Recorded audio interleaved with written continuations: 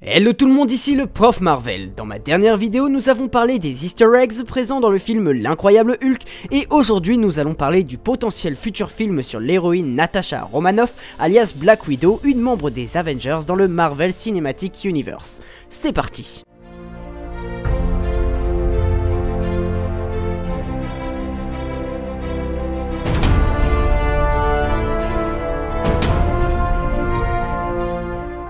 Tout d'abord, avant de spéculer sur ce film, il faut replacer un certain contexte, car j'imagine que vous n'étiez pas forcément au courant de l'arrivée d'un film sur ce personnage, même si aujourd'hui avec les réseaux sociaux, il est difficile de ne pas être tenu au courant des actualités.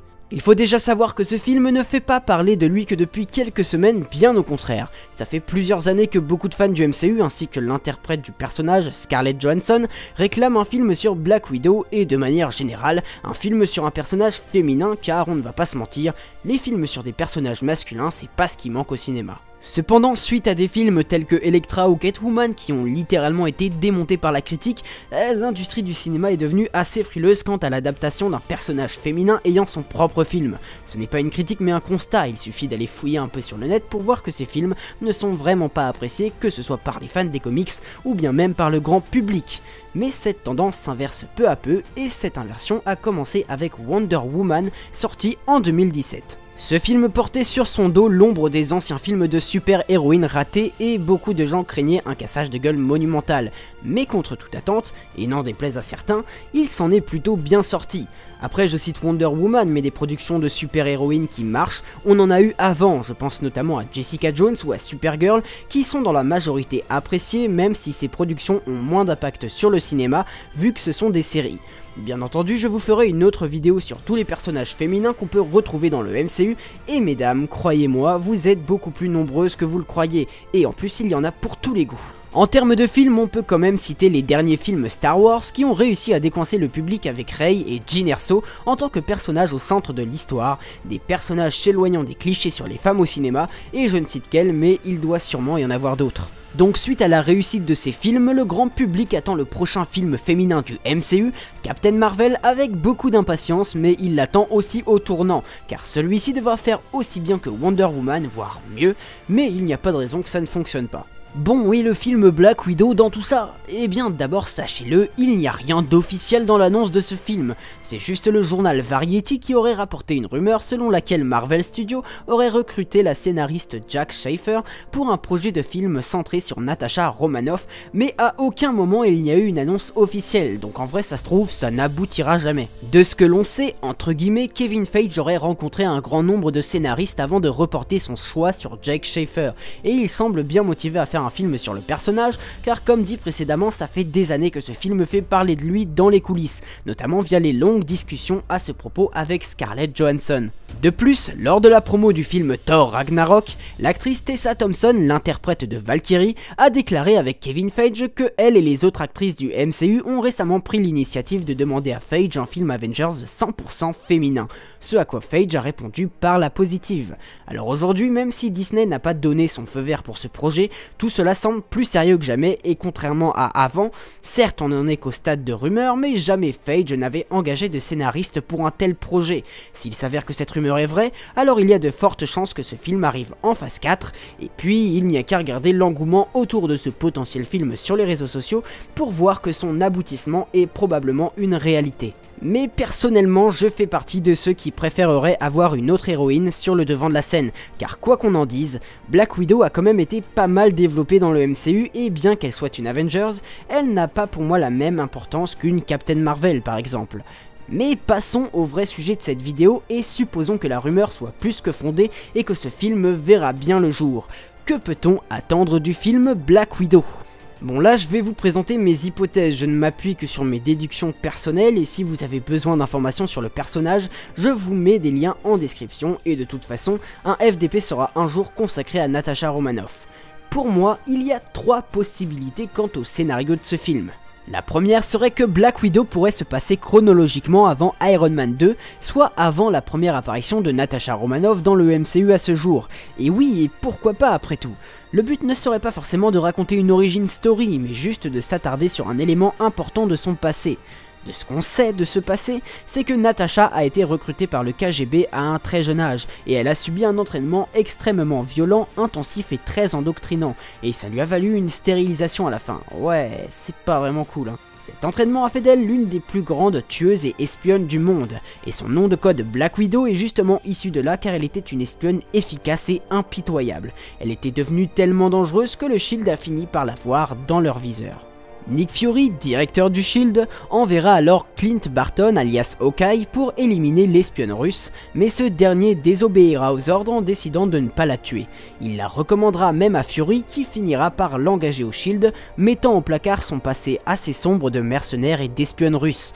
Par la suite, elle effectuera pas mal de missions avec Hawkeye et c'est de là que naîtra leur forte amitié, bien visible dans les films du MCU. Elle fera face aux soldats de l'hiver et gardera d'ailleurs une belle séquelle de cette rencontre, tout cela un an avant d'être désignée comme la nouvelle assistante de Tony Stark, car le Shield souhaite garder un œil sur le bougre, et elle en profitera pour l'évaluer, dans le but de possiblement l'intégrer au projet initiative des Avengers, et vous connaissez la suite. Du coup, en se basant sur ces informations, j'aimerais beaucoup voir le film centré sur sa rencontre avec Hawkeye. L'avoir travaillé pour le compte du KGB nous permettrait de voir sa facette la plus sombre, jusqu'à ce qu'elle rejoigne le Shield.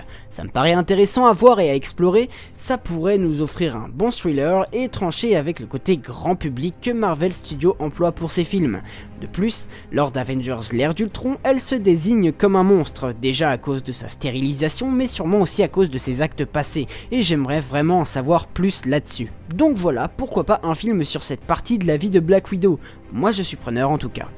Deuxième possibilité, c'est que ça se passe après Infinity War, mais du coup ça implique que Black Widow survive à Thanos et tout le bordel qu'il va foutre. Pourquoi c'est gênant? Parce que ça peut potentiellement spoiler sa survie et on sait tous qu'il va sûrement y avoir des morts de personnages importants dans ce film, et peut-être qu'on préférerait ne pas savoir si elle mourra ou pas. Du coup pour ce scénario là je vais essayer de proposer une piste. Bien sûr ce ne sont que des déductions donc vous avez totalement le droit de trouver ça loufoque, mais personnellement je vais vous dire que ça me paraît envisageable. Après je suis quand même parti assez loin, je préfère vous prévenir. On sait déjà que les accords de Sokovie sont toujours actifs après Captain America Civil War, et si vous avez un doute, demandez-vous pourquoi Black Widow s'est fait une teinture au cas où vous auriez pas fait le rapprochement.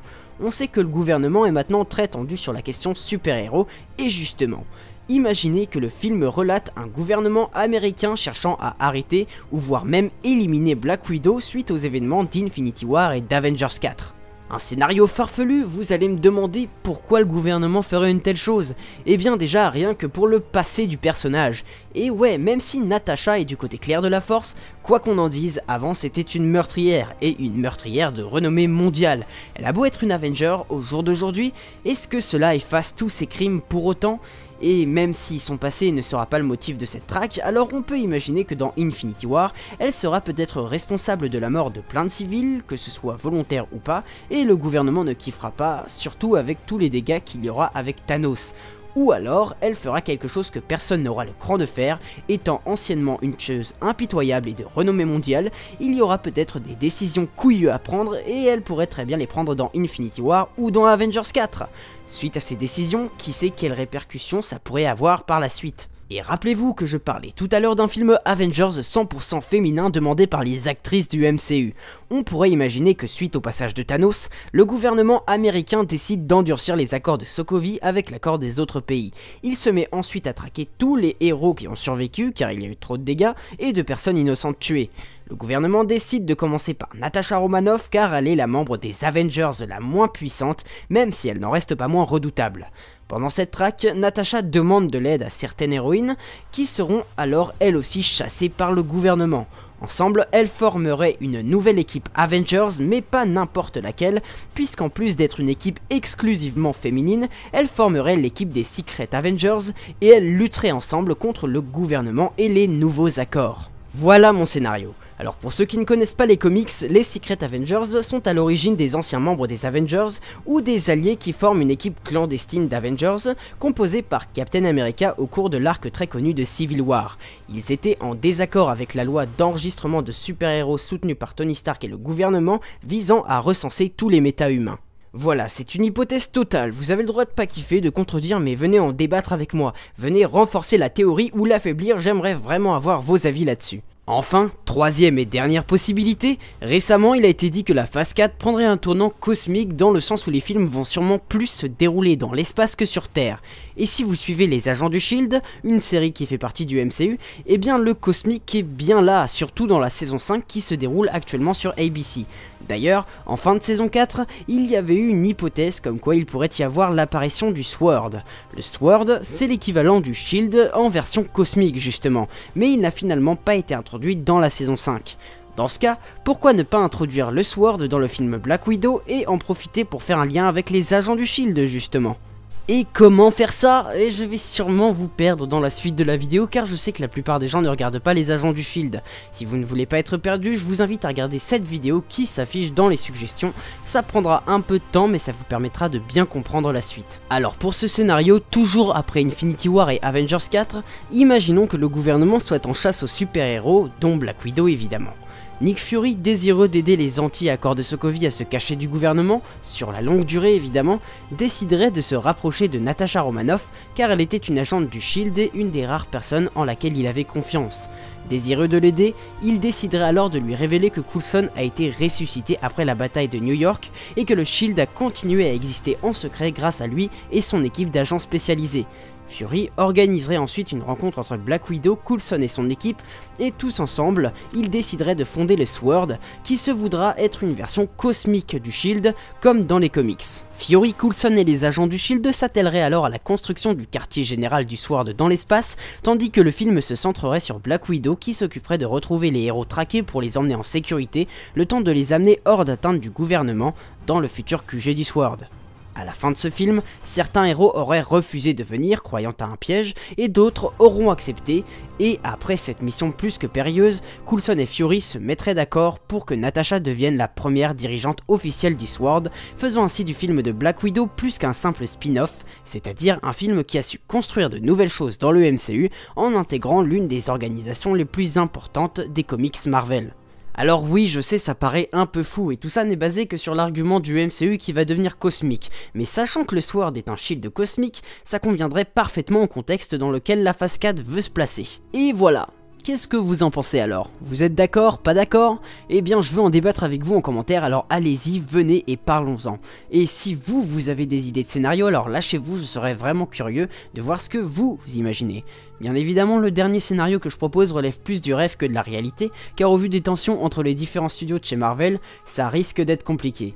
D'ailleurs, si vous voulez en savoir plus sur ces tensions entre les studios, je vous invite à faire un tour sur cette vidéo qui s'affiche juste au-dessus en suggestion. La vidéo est maintenant terminée et comme dit à l'instant, si vous avez des suggestions de scénarios, alors proposez-les moi dans les commentaires. Je lis tous les commentaires et réponds à la plupart d'entre eux. Si la vidéo vous a plu, alors n'hésitez pas à vous abonner si ce n'est pas déjà fait. N'oubliez pas aussi le petit pouce bleu des familles parce que ça aide la chaîne et partagez ce contenu autour de vous, ça me ferait vraiment plaisir. Quant à moi, je vous dis à la prochaine pour une nouvelle vidéo. Ciao!